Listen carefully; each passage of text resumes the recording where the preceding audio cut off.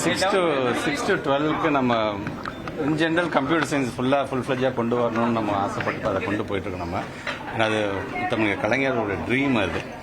So இப்போ அதுக்கான அந்த கரிக்குலம் அந்த வேலைலாம் போயிட்டுருக்கு. இதில் நீங்கள் சொல்கிற மாதிரி ஏற்கனவே நம்ம டீல்ஸ் மூலமாக மைக்ரோசாஃப்டோட நம்ம சைன் பண்ணி டீல்ஸ் மூலமாக ஒரு சில ஸ்கூல்ஸ் நம்ம கொண்டு போயிட்டுருக்கோம். நம்ம கிட்டத்தட்ட 1000 ஸ்கூல்ஸில் இது எல்லா ஸ்கூல்ஸும் கொண்டு போகணுங்கிற ஒரு ஆசையில் இப்போ அடுத்த கட்டத்துக்கும் இப்போ டீல்ஸ் மைக்ரோசாஃப்ட்டையும் அதுக்கு ரெடியாக இருக்கிறாங்க அவங்க. So really I would like to thank the Microsoft team.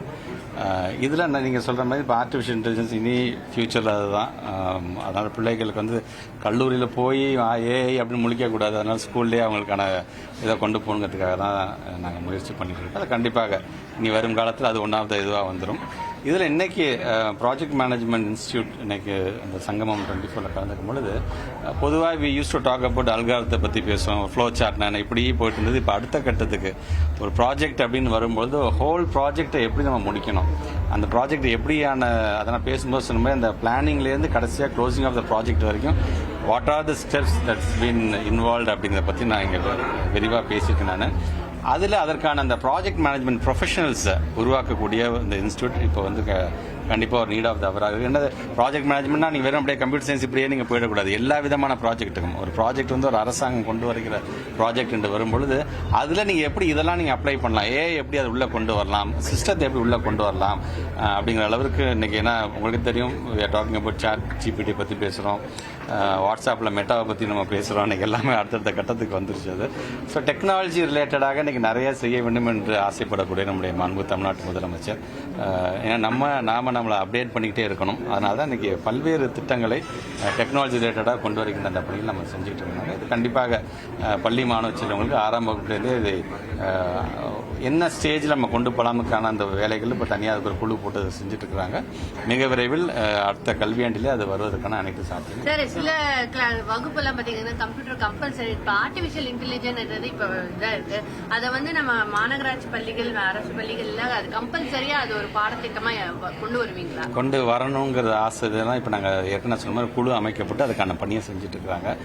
Technology ட்ரிவனாக இருக்கணுங்கிறதுக்காக தான் இன்றைக்கி ஆல்மோஸ்ட் ஹைடெக் லேப்ஸ் வந்து இன்றைக்கி எல்லா ஸ்கூல் எல்லா high school and higher secondary school வந்து இப்போ மிடில் ஸ்கூல் லெவலையும் அந்த ஹைடெக் லேப் இருக்க வேண்டும். எல்லா விதத்திலும் அது பயனுள்ளதாக இருக்க வேண்டும் என்பதற்காக இன்றைக்கி அது கொண்டு வந்திருக்கும். இது ஒரு ஸ்டேஜ். இது ஆல்மோஸ்ட் இன்னும் மிக விரைவில் அதை முடிஞ்சிடும். நவம்பர் 2க்குள்ளே அதை ஃபுல்லாக எல்லா ஸ்கூல்லையும் ஒரு ஸ்மார்ட் வகுப்பறை, எல்லா ஸ்கூல்லையும் ஒரு ஹைடெக் லேப்ஸ்னு வரும்பொழுது நீங்கள் சொல்கிற மாதிரி நாட் ஒன்லி அந்த கரிக்குலம் அந்த கொடுக்கக்கூடிய வைஃபை மூலமாக நம்ம ப்ரௌஸ் பண்ணி அதை கற்றுக்கிற அளவுக்கான அந்த டெக்னாலஜியை நான் கொண்டு போகிறேன். சார், மேடையில் பேசும்போது 525 மாணவர்கள் பெரிய இதில் என்ஐடி, ஐடி இதிலெல்லாம் போயிருக்காங்க. ஐஐடிலலாம் ஏற்கனவே பார்த்தீங்கன்னா கவர்னர் நம்மளுடைய பாடப்பிரிவு வந்து ஒரு முறையாக இல்லை, நம்மளது குவாலிட்டி இல்லைன்னு.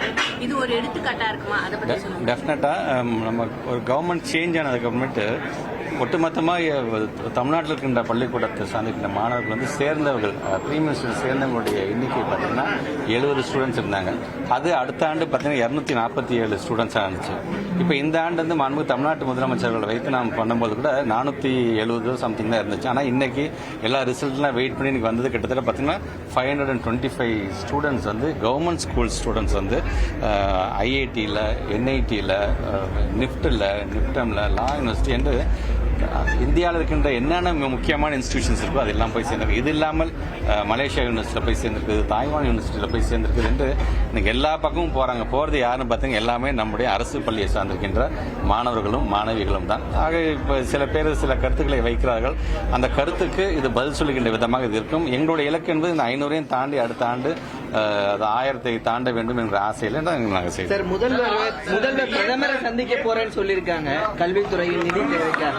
அதனுடைய உங்களுடைய கோரிக்கைகள் என்னவா இருக்கும் சார்? இன்னைக்கு முதலமைச்சர் இன்னைக்கு ரொம்ப தெளிவாக சொல்லியிருக்காங்க. குறிப்பாக மெட்ரோக்கான அந்த நிதியை சார்ந்தும் நம்முடைய ஒருங்கிணைந்த பள்ளி சமூக சிக்ஷா சார்ந்திருக்கிற நிதியை சார்ந்து சொல்லும்போது ஏற்கனவே நாங்கள் வலியுறுத்தியிருக்கணும். தேவைப்படும் அவரை சந்தித்து அதுக்கான நிதியை பெறுவோம் என்று சொல்லியிருக்கார்கள். கண்டிப்பாக கல்வி என்று வரும்பொழுது இன்றைக்கு அந்த நிதி என்பது எவ்வளோ முக்கியம். கிட்டத்தட்ட பார்த்தீங்கன்னா 22க்கும் மேற்பட்டிருக்கின்ற காம்பனன்ட்ஸில் வந்து நாங்கள் அந்த பணம் கொடுக்க வேண்டிய ஒரு சூழ்நிலை. 60:40 ரேஷியோ. 60 வந்து ஒன்றிய அரசும், 40 வந்து நம்முடைய தமிழக அரசும் வழங்கக்கூடிய ஒரு நிதி. அந்த நிதி என்பது மிக மிக மிக மிக முக்கியமான தேவையான ஒன்றாக இருக்கும். வெறும் 15,000 பேர் ஆசிரியர்களுக்கு பணம் கொடுப்பது மட்டுமல்ல, அதில் இல்லாமல் பல்வேறு பணிகளை செய்யக்கூடிய ஏறத்தாழ 32,298 பேருக்கான சம்பளம் வழங்கக்கூடிய நிகழ்வும் அதில் அடங்கியிருக்கின்றது என்பதை ஒன்றிய அரசு புரிந்து கொள்ள வேண்டும். தரமான கல்வியை தருகின்றோம். நீங்கள் சொல்கிற எஸ்எஸ்சியில் இருக்கின்ற 20 காம்பனண்ட்டில் 18 காம்பனண்ட் நாங்கள் தான் டாப்பில் இருக்கிறோம். கேரளா 19 காம்பனண்ட் டாப்பில் இருக்கிறாங்க. இப்படி நாங்கள் வந்து இவ்வளோ ஒரு பெர்ஃபார்மன்ஸை கொடுக்கும் பொழுது இன்னும் சொல்லப்போனால் நாங்கள் கேட்குற நிதியை காட்டிலும் அதிகப்படியான நிதியை நீங்கள் தந்து இந்த மாடல் ரொம்ப நல்லா இருக்குது, இந்த மாடலை நாங்கள் மற்ற ஸ்டேட்டுக்கும் நாங்கள் வந்து ரெக்கமெண்ட் பண்ணுறோம்னு சொல்கிறது தான் சரியாக இருக்குமே தவிர கல்வியில் நீங்கள் வந்து கை வைக்கிறது, நிதி தராமல் இருப்பது வந்து உள்ளபடியாக அது வேதனைக்குரியதாக தான். மகாவிஷ்ணு அறிக்கை தாக்கல் பண்ணாங்களா சார் இயக்குனர்?